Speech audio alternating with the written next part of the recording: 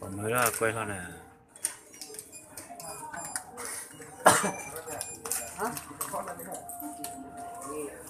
Bầm rồi luôn cả. Bầm gì? Luôn cả. Nào nào. Là 30.000 đấy.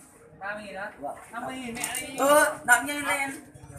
30.000 ạ. Chụp kịp đấy.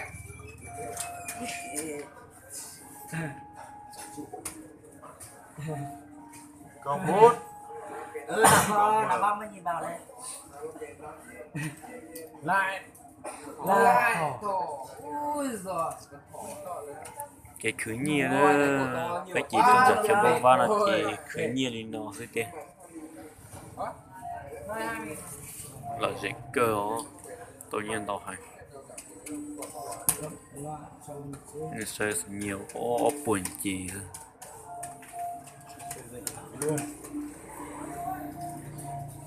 Đồ rong.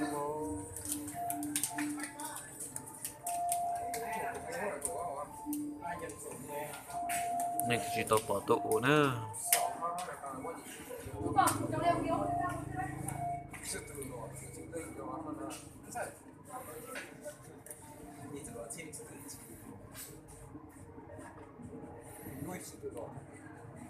Là thỏ.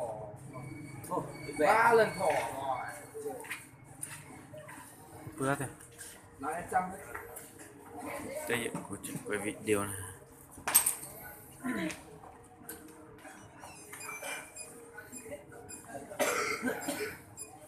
nó nhiều lại tiền đi xem mà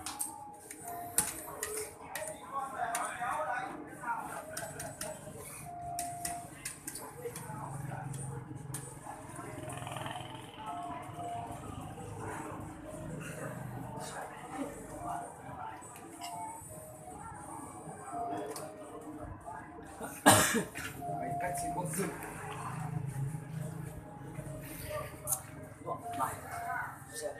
Mắt thỏ rồi. Là thỏ.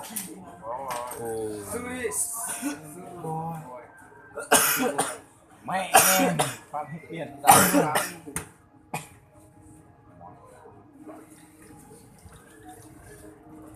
Chăm bố cùng ca. Cháu chào tìm ca. Cha lên nhà ồ. Cha chào ní. Cha lên nhà ha. Trang mày đi bộ. Mày nhìn vừa xin cùng mình thức.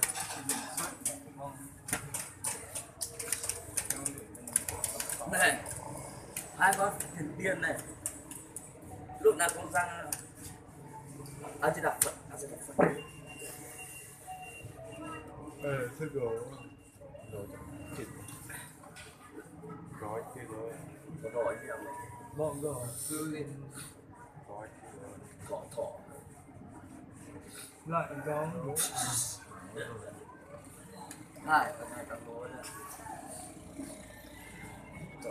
Hai khá sâu rồi.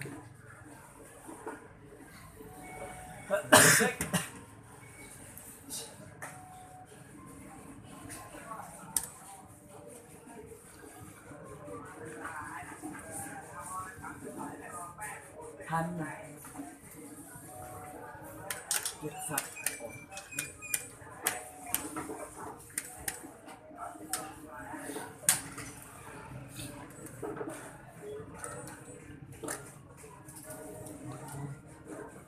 Đánh cậu to, đánh thỏ, đánh to vào nó này.